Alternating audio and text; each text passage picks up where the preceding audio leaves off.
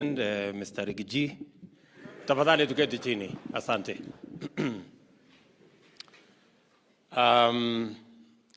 Mawaziri mlio hapa pamoja na uongozi wa Central Bank, Chairman, Governor, Deputy Governor, uongozi wa jeshi letu la polisi, Bwana IG and your deputies, Governor wetu wa Kajiado na viongozi wa Kajiado, na officers wote mliokuja hapa na wananchi, hamjambo. Kwanza mimi nataka nichukue nafasi hii niwapongeze jeshi la polisi na vile vile Central Bank of Kenya kwa sababu ya kolabo mumefanya, ndio hii facility imepatikana. Nasema pongezi sana.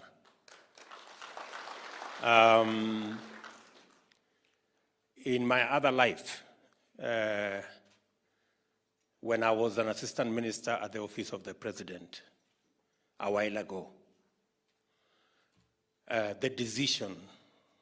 we made the decision then to have these 100 acres here. I am a very proud person today that the small decision we made at the office of the president almost 20 years ago, today we have a wonderful facility as the Police Leadership Academy. When I was asked by the governor, I didn't know that this is the same 100 acres that we had recommended. That time, when we recommended 100 acres, it looked like it was unreasonable. But as things are now, already 18 acres has been taken up by this academy. And it looks like with the expansion of the police force, the whole 100 acres will be in use shortly. So let me commend the leadership of our police service and the leadership of Central Bank. Pongezi sana. This is the kind of relationship we want to build around government, that all institutions must be able to speak with one another, and we must be able to synergize so that we avoid the silo mentality in government. When governor spoke, he said, this is very unlikely.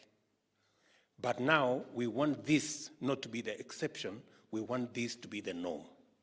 That government institutions can leverage on the resources that we have, so that, as is the case in this particular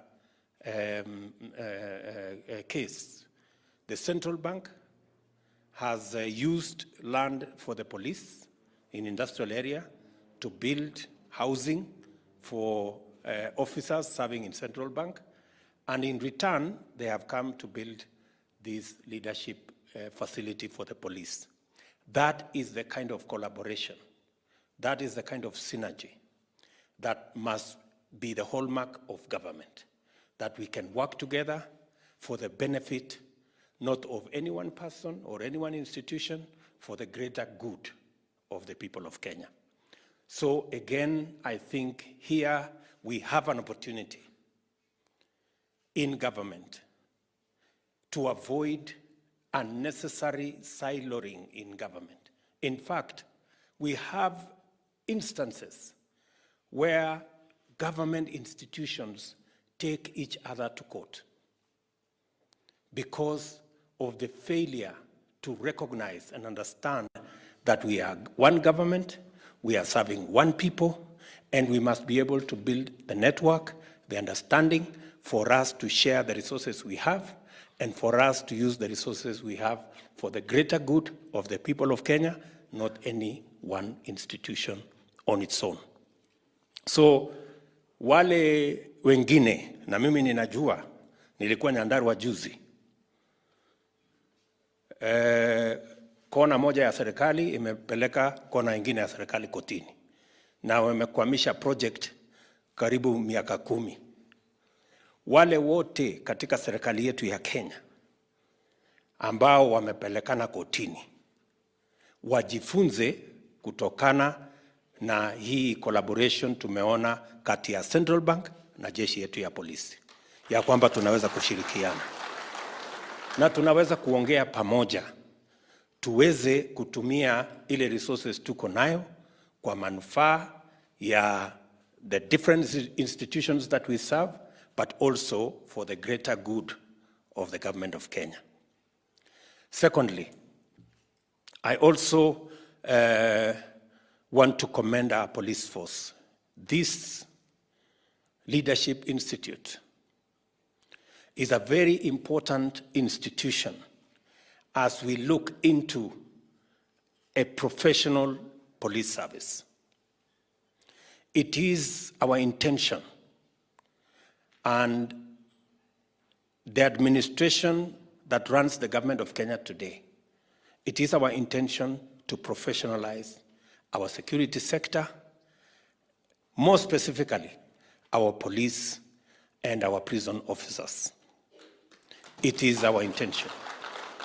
And we are going to work with you to make sure that men and women who serve in our police service are proud of being the men and women who look after our children, who look after our property, and who provide that service that secures our country.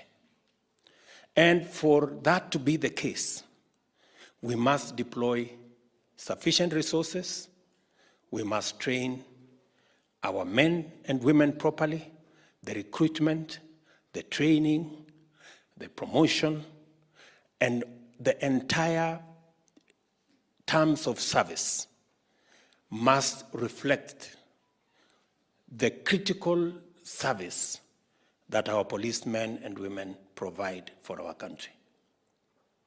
And as Deputy President has said, this morning I have appointed a task force to look into the reforms that are necessary for us to remove the gaps that currently exist in our police service, to think broadly and deeply into what does the government of Kenya need to do to make sure that the recruitment, the training, the promotion, terms of service, and all conditions are the best conditions possible for our men and women in the police force and in our prisons to serve their country. And I want to assure you that I am committed at a personal level, and the Kenya government at the corporate level, to make sure that we have a professional police service. I have given my assurance to the commanders across the country that they have my support, they have the support of the government of Kenya to make sure that they deliver on their mandate.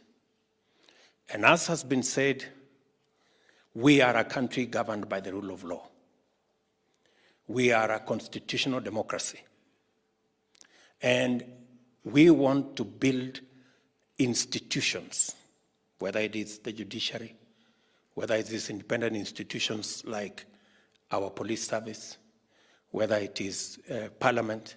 We want to build all these institutions to secure the rule of law and to secure our democracy, so that the whims of an individual cannot overrun the institutional capacity of all the institutions we build as a country.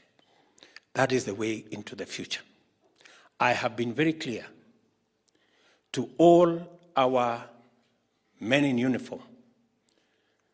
I have had a chat with our military, I have had a chat with the commanders of the police, and I have been very clear to these men and women that they have a cardinal duty to secure the lives, the property, and the nation of Kenya, to make sure that we can rally our development, we can rally our progress in a secure environment. everything else, whether we are running development issues or we are running our politics, it will be very difficult if we do not have a secure environment. And therefore, collectively, it is our duty as a nation. Kenyans, in their individual capacity, have a role to play. The bigger role is in the shoulders of our security men and women. And we will support you. We will go out of our way to make sure that we make it easy for you to deliver on your mandate. And I have said this, that because we are a country of the rule of law, because we are a constitutional democracy, you must be grounded on the understanding of what the law says and what the Constitution says. And that is why this Leadership Institute is very important. That is why the curriculum through which our security men and women go through is very important, so that you can be grounded in the understanding on what you have to do, what is your mandate, what is your constitutional responsibility, what is your legal responsibility. And so that if for any chance you get, unfortunately, instructions that are not grounded in law or the constitutions, you should respectfully ignore such instructions and follow what the Constitution and the law says. That is the kind of police force we want to build. That is the kind of institutions we want to build, that these institutions can run on the understanding of what the law says, what the Constitution says, and we can all move together as a country. Let me also say the following, that it is correct that many of our officers are living in very bad conditions. They live in, what we could say is squalor. They live in very bad settlements. They share residence. I know we have provided for house allowance. Some of them cannot get accommodation in the right places.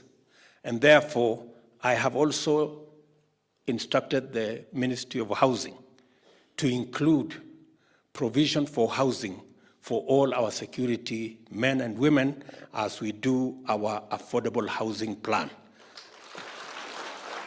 So, Bwana IG, the ministry is going to get in touch with you so that you can tell us where you have adequate space for us to be able to build affordable houses so that your men and women can have reasonable accommodation and they can live decently like the houses we have seen here.